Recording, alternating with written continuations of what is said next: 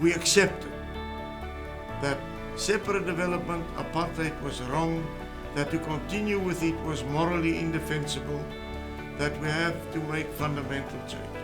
What made him a formidable opponent and a formidable man was his integrity, intellect, was his charm.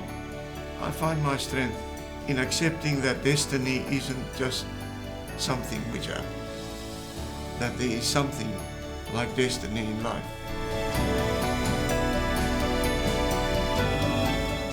Welcome, President de Klerk, the man who dismantled apartheid, your relationship with Nelson Mandela.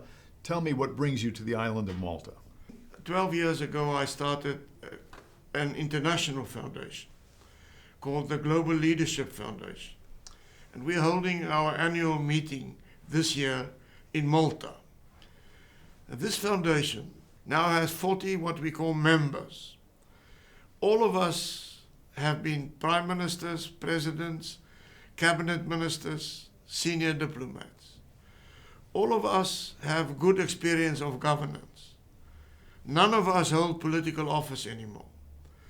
But we have a store of experience and knowledge gained from our years in government.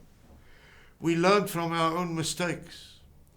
And what we are offering is free of charge. We're a non-profit organization. We're offering quiet, discreet, confidential advice to leaders in government, more especially in the developing world, on governance issues. How to identify what initiatives to take to make things better in their country. So the Global Leadership Foundation is an organization that consults to heads of state, the most powerful people in the world. I imagine that you probably have more business than you can handle. We have learned that we actually have to knock on the right doors and say, we think you can benefit by sitting down for a weekend with us and working through your problems. Before we get an invitation. We don't get telephone calls saying, I've heard about you, please come and give me advice. That's not how it works. With all the challenges in the world, how could they not call you up to get some objective advice on the side that they wouldn't get from their own cabinets? Well, it's in the fabric, I think, of politicians, and I think often of business leaders, that they feel that might undermine their position. So everything you do has to be done in confidence, by definition. Some leaders prefer it to remain confidential. But it is better to have a confidentiality relationship, a relationship of trust, than to go to a country with 2 or 3 TV teams and say, you need help. We came to help you because you're in need of help. There's a loss of face for that government and for that leader. And that is why we chose this niche of confidentiality and of discretion. One of the problems, I presume, is that the leader has opponents. That's true, although we have experienced that some of the leaders would like us to also interact with their opponents. And at times we end up building bridges between the governing party and opposing parties. Quite recently in a country in Africa, we got deeply involved in helping them to build bridges to the extent that now they're talking directly to each other, whereas we were the go-between for some time. Take me into your role as president, September 1989. What were you thinking about the future of your administration? In this period of deep introspection, we accepted that separate development, apartheid, was wrong, that to continue with it was morally indefensible, that we have to make fundamental changes. We embraced within the party a new vision, a vision of one united South Africa, with everybody having a vote of equal value, with all forms of discrimination, racial, ethnic, religious, or whatever, being banned from the whole system and from the statute book. but a new South Africa in which there would be checks and balances against the misuse of power, and a new South Africa in which there would be a strong constitutional state with a constitutional court which could ensure that we will adhere to basic sound values, those very values which made the big successful countries of the world big and successful. And that was the vision which I have embraced as a person, that I had in my head and heart when I became the leader of my party and president in 1989. So when I became president, I didn't have to look for a vision. I was ready, and I was convinced of what had to be done in South Africa to avoid a catastrophe and to bring justice to all South Africans. My task was to develop an action plan to make this vision, this new vision of one united South Africa, without any discrimination, of making it a reality. Did you have any idea how difficult the challenge was going to be? I realized it was a difficult challenge, and one of the biggest challenges that I faced was to take a majority of whites with me, because in terms of the old system, they had all the real power in their hands. How to give up that power and hand over to a new constitutional state was a big challenge. I succeeded in doing so. At times, it seemed as if I've lost majority support amongst the whites, which forced me to call a referendum in March 1992, because I was losing by-elections, and the opposition, the far right wing of, which was a truly white party, my party became multiracial, said, you no longer have a mandate to carry on with these negotiations. And I called a referendum and said, you know now what we are negotiating. The outlines and the framework is already clear and agreed upon. Must I go ahead with this, yes or no? And it was just for white electorate that the referendum was held. And when confronted with that question, 69.9% of them said, yes, go ahead. They refreshed my mandate and they strengthened my hand at the negotiation table. Did that surprise you? The big majority surprised me. I'm not a reckless gambler. When I called the referendum, I thought I would get about 54% of the vote. But to get 69% was a pleasant surprise. And it was actually the day before my birthday. So when the results came out, it was on my birthday. It was a wonderful birthday present. During this time, would it be fair to describe South Africa that it was heading towards, it's been described as anarchy, and you sat at the head of this trying to create consensus? Is that a fair description? In the mid-1980s, that was the situation. Then my predecessor, and I was part of that decision as a member of the cabinet, instituted a state of emergency. It was quite draconian, but that state of emergency suppressed the risk of anarchy. That, I think, also helped the late Mr. Mandela to realize that there could be no winner through the barrel of a gun. Not from their side, and we realized not from our side. And that really created a starting point for saying, we'll have to talk to each other however far apart we are from each other. You had your disagreements with Nelson Mandela. Well, I had lots of disagreements, but may I say that throughout it all, there was a basic acceptance of each other's integrity, and there was a recognition that we needed each other. So notwithstanding some clashes between us, whenever our main negotiators came to us and said, now we've reached a dead end, the two of you must now find a way, we always found a way to get out of the dead end and to assure that the negotiations continue. What made him such a powerful opponent? What made him a formidable opponent and a formidable man was his integrity, was his intellect, was his charm. I remember having a debate with him before the 94 election. And I was winning the debate hands down on points. But towards the end, he suddenly reached out and took my hand and said, "We may be opponents, but in the end, we stand together." And by that, he won the debate. But he was a good man, a good listener, and a man of principle.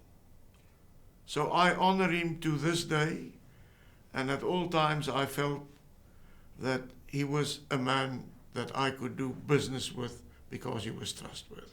It turns out that you were two lawyers.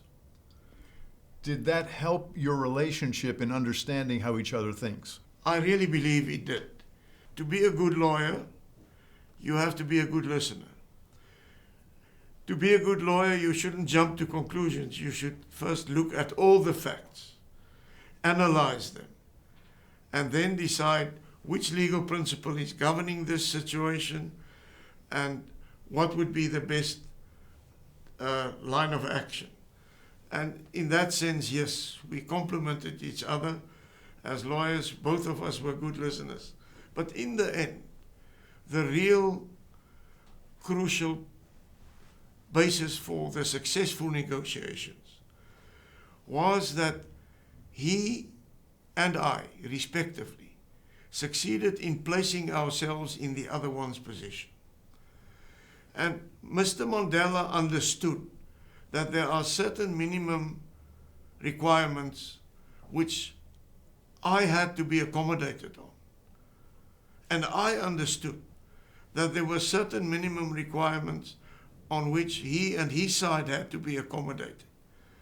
And because we put each other in each other's shoes, it created the climate for successful negotiation through give and take, not a winner-take-all situation, but creating win-win situations.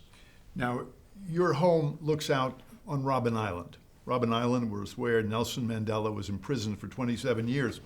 And I have a quote for you, which of course you've heard before. This is Nelson Mandela speaking about you. "My worst nightmare is to wake up one morning and he is not there." Did he ever tell you that in person? No, he never told me that in person. But after our retirement, we became really good friends, visiting each other's homes. But what he did say in front of me was that without me,